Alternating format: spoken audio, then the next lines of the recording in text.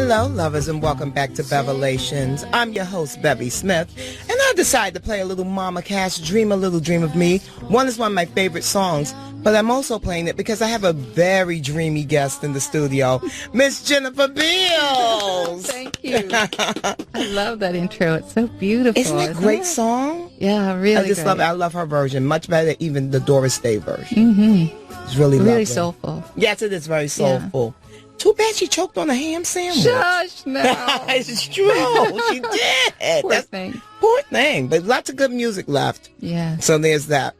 Jennifer Beals, thank you for coming into Bevelations. My pleasure. My pleasure. You're here because you're promoting lots of stuff. So we're going to just jump into it. Okay.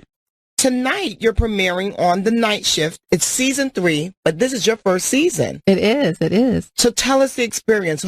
What was it like working on the show for the first time? Well, you know, I always feel like I'm the new kid, and I always get so nervous, and I can't sleep. It's like the first day of school. And luckily, I was working with Brendan Fair, who plays Drew, Alistair, and he was such a lovely guy, and he, you know, really kind of walked me through everything and how they do things on the night shift, and it was great. It was really, really great. The whole cast was very welcoming and really sweet. So you play a major and an army doctor who's in Afghanistan. It's your third tour? Yes, that's correct. Yes. So you're a tough gal, hard-nosed, in the middle of a divorce? Well, she's divorced, Divorced. And she have a finds child. out we have a child, and then she finds out her ex is getting engaged while she's tough over. stuff. Yeah, tough that's stuff. not good. So this is a really interesting character because you don't hear a lot about women who are fighting wars. That's you true. hear lots about men, of course, and granted, they deserve it. But now, how long has it been that women have been fighting in combat? Like, 10, 15 years now? Well, I think in some ways even longer if you count the pilots in World War II. True, that's right. There were female pilots in World War II. But those stories are very rarely told. So is that what Absolutely. attracted you to this project? Absolutely. Like I was so curious about telling that story of what it means to be a female soldier, and then, you know, particularly a female soldier who's a mom, and then what it means to come home after having had that experience and then having to switch gears all of a sudden. You know, you're expected to be able to integrate into what is such a male domain overseas and in combat, and then you get home and you're, you know, baking bread and doing the PTA. Like, how does that? Yeah. How does that work? Yeah, how does that feel? And I think it's important to tell those coming home stories. Yeah, definitely. The thing I love about your career is that it's been so broad and vast and varied as far as the characters that you've played. And that's a blessing, as I'm sure you're aware of, right? Definitely. Because, you know, your kind of breakout role was in Flashdance, and then you were this sexy, you know, it was a sexy, provocative role.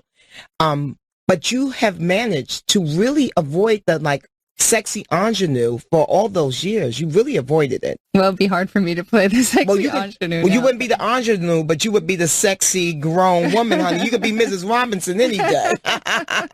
Any day.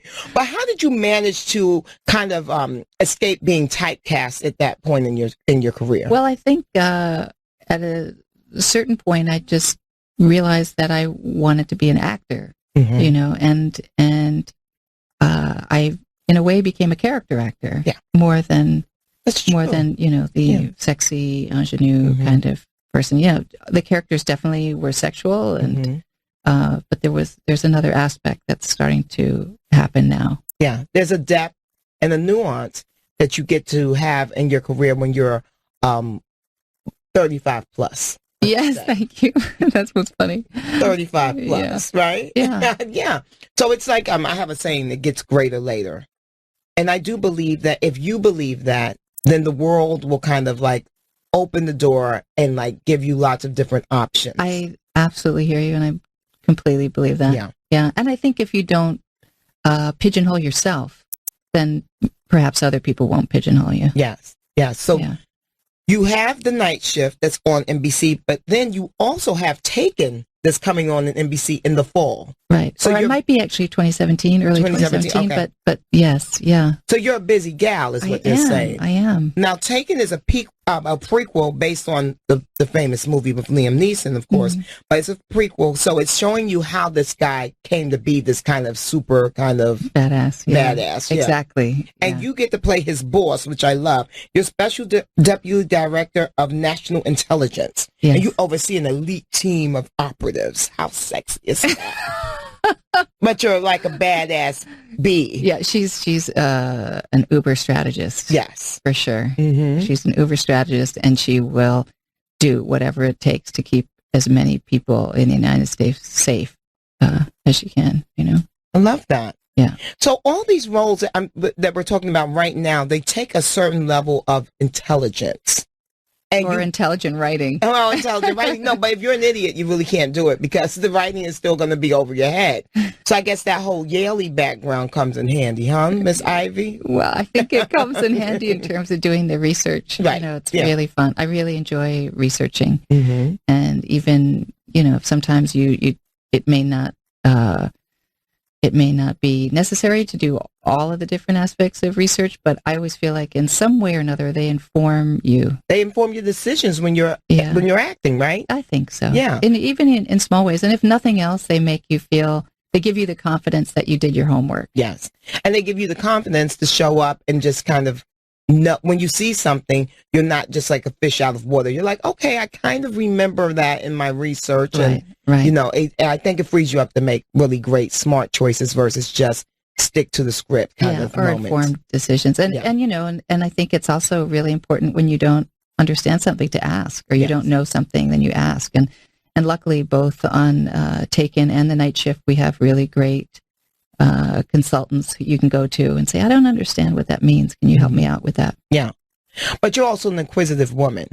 Well, I am curious. I mean, you're here on Earth. Right. And there's so many fascinating things. Mm-hmm. So many. Yeah. There's not enough time in the day. And I feel like while we're here, we should take advantage of learning as much as we can. I agree. I am also a big reader, and I'm also the reason why I love doing this show is because, you know, I can have someone like you on, but then I'll have like Cesar Millan on, and then I'll have like Kate Hudson, and I'll have Lee Daniels. I always have like this really great melange of people that get to come on, and it makes my life much more interesting than versus if I was just doing like a straight kind of gossip show or straight pop culture. Right. I get to know so much about different people. So when I was watching, I watched a lot of interviews with you, and I read a lot of stuff about you, and you're from Chicago. Yes. And you're a biracial woman. And initially, that didn't really affect you as much, you being biracial. And it started happening when you were like a kid. But initially, you weren't really aware that you were different than most of the other kids on the south side of Chicago. No, I didn't really think about it. Right. You didn't really think about it. No, because people didn't treat me differently. Right. And then when you get older, that's when the differences start to show up. Yeah, and right. I think when I said that, it makes me realize how much of your identity can come from how what people reflect back to you. You know, and then you've got to make a decision: do I accept that or not? I love that. I have this thing that I always say, you have to be, I'm really into being self-aware. So I'm always like, you know, who are you at your core? How do others perceive you? How would you like to be perceived? And then that's the work that you have to do in my mind. The work I have to do is to make sure that I'm being perceived the way I want to be perceived versus letting what others think of me dictate my movements. Right. Not worry about it. What other people think of you. Oh my gosh, life is way too short. Right. It's way too short. Yeah. But you know, the thing that I was reading about with you is that you really have this incredible background. You came up in the south side of Chicago, a rough part of town. Yes. Yes. But I didn't know it was a rough part of town. I thought it was lovely. Like, you know, whenever I would just even see grass growing on the sidewalk, I just get so excited because I just thought, oh, look, nature. Yes, exactly. You know, and it's just the grass coming out of the pavement. Exactly. But that's the way to look at things, and with that sense of wonderment, right? Because I'm from Harlem, and I had a very similar experience. Like I always say to people, Harlem has always been a community of folks who were just trying to make a way for their families, just like in any other community. Yes. You know what I mean? But of course, these places get maligned, and then people can't even see that. Like people have always asked me, weren't you afraid? I'm like, no, why would I be afraid? It was my neighborhood. Right. Yeah, that's how I felt too. Yeah. And then there's the problem when people are trying to make way for their family and trying to help their families, but they make decisions that ultimately damage their families. Exactly. And that happens in any community. Yeah, definitely. And it's just some of it is more visible. There you go. Love you. I knew I would love you. That's why I was like excited about him. Look, I'm like gushing and everything. But I wanted to touch base on the fact that you are a biracial woman in Hollywood with a very long career. You've been doing this for over 30 years. Yes. So kudos to you for being a working actress. Well, thank you. That ain't easy. Thank you. As we all know. Oh, yeah. So now, of course, there's been lots of talk in the news for the past couple of years now, but really heated up 2016. Oscar So White. And then, of course, the pay disparity between women and men in Hollywood. Oh, well, gosh. I mean, that's been going on for so long. Yeah, and here's but now another it's thing heating that's up, though. really interesting. And I used to talk to my managers, my agents about it. Like for ages, like when there would be a pilot and the woman would basically be the lead, but they would say, we have to cast our guy first. And they would offer it to these guys who nobody had really heard of, but were up and coming. Yep. But if you were a woman who was established in the business, A, you had to wait for the guy to be cast, and B, you might have to go read for it on top of it. And I just thought, wait a minute. And then you weren't being paid as much, even if you were a lead and the other person was supporting. That's insane. Yeah. And that still goes on. Oh, yes, I'm sure it does. It's very tiring. Well, I was going to ask you that, because you've managed to lead a very full life, meaning that you have a family. You're not sucked into the Hollywood scene. You come out, you promote when you need to, then you go back to, I think, probably is what a very lovely life. So when you're faced with that, because you are living in your lovely little bubble. Home. Yeah, your bubble. You're living in your little lovely bubble. So when you have to come out. I have a very good lawyer. Oh, good. Yes, exactly. I have a very good lawyer. You have a very good lawyer. Yeah, and your team we're going to solve that problem. We're going to solve that problem. Yeah, and she solves that problem. And it's a she. Yes. High five. Yes. I love it. I love her so much. You have no idea. Yeah. She's so real and so ferocious and polite, but she's going to tell it like it is, and she gets it done. It's not Nina Shaw, is it? No. Okay. Because Nina Shaw is very like that too. But so when you have your team and you have your kind of parameters of what you will and will not do in the business, and they're very clear about that.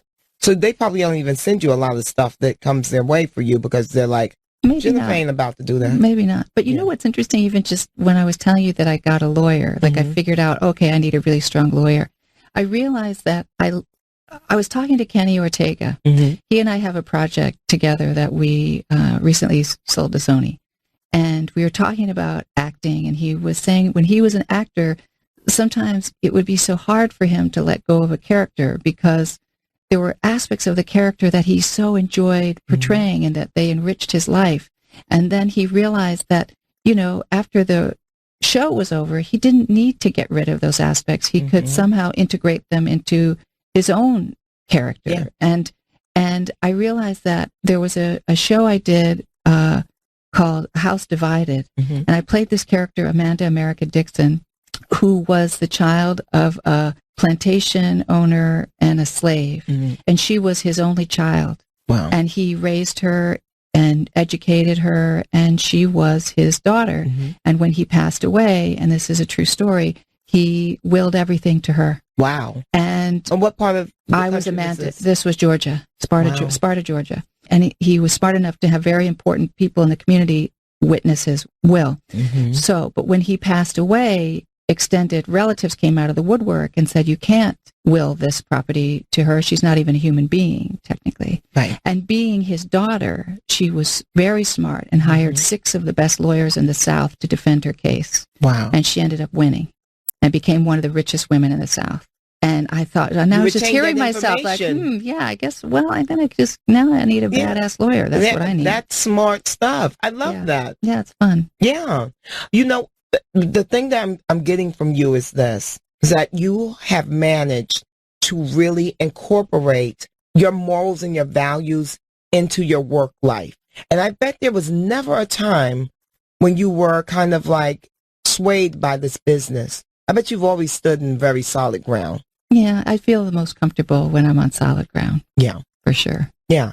And it comes off as that, which is why I guess you keep getting these really strong, incredibly, nuanced roles versus just kind of like, because you're a good-looking woman. Like, thank you. You are. She snatched to the guillotines, y'all. She's in this red dress. She looks amazing.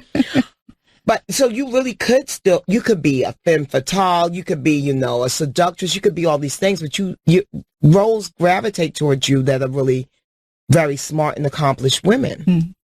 So, it's true. And I, not to say that I wouldn't play a seductress if it was written well. Yeah. But it's true. I have been, I think, attracting really interesting roles for whatever reason.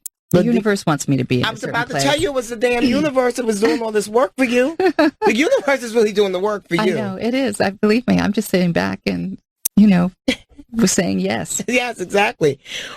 Speaking of saying yes, was there ever a flutter of a no when the L word got presented to you? Because not even a little for a second. No. But I'm going to say maybe this is just like, we didn't even really have lesbians in our living rooms just yet, right? Maybe Ellen, maybe she was kind of in our living rooms at that point, right. But not really. It was a great character. Yeah. And I loved Eileen Chaikin. Mm-hmm, yeah. And then I met Rose Trochet, who was going to direct the pilot. And I mean, they just kept upping the ante, and it was irresistible. It was a no-brainer for you. Oh, no-brainer. So now that everyone connects you with the L word from a certain generation, and the other folks connect you with Flashdance from another generation, right. Which one do you prefer? Or do you just love all your children equally? I do love all my children equally, yeah. But the project that I was most attached to in my heart was Proof, yes. That I did for TNT, mm-hmm. And that was such an important experience for me. Why? Oh, I'm going to start crying. Gosh, why was that an important experience? I felt very connected to the other actors. Mm-hmm. I felt very connected to the universe. Wow. And I knew I was in the place I was supposed to be. That's deep. I love that. I love that. Yeah. And so when it was canceled, how did you process that? Because as you said, you think I ever did. I don't think. Process it. I mean, we worked very hard to get at a different home. Mm-hmm. And it was particularly difficult because we found out that our numbers were good, but it had been canceled because the demographic was too old. And that was hurtful. Yeah. And I don't ever think I really, truly processed it. I had to have dinner. I went out to dinner with a couple of our producers, Tom Jacobson and Alex Graves and Rob. And I just said, okay, guys, I need to sit with you because I haven't processed this. We've been working so hard at getting this another home. And I just want to tell you how much I love you and thank you. Beautiful. So you have not yet processed it, but you have moved on. Yeah. Well, because I've been lucky to be given all of these other really meaningful, extraordinary parts that demand so much of me. Yeah. So there's no time to live in the past. You're just grateful and you pack it in the bag and you take it with you. Yes. What part of the character that you played in Proof that lives on in you? That's a really, really good question. That's a bevelation. It's a bevelation. That's what I'm trying to get.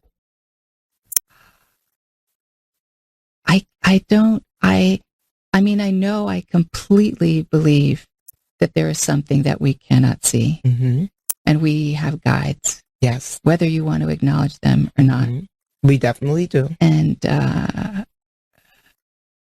but going into it, I already believe that. Mm-hmm. But I'm not sure what the takeaway is. But maybe when I come back, I'm going to think about that. Yeah. And figure out what that is. Because I know it's something. I do feel more solid.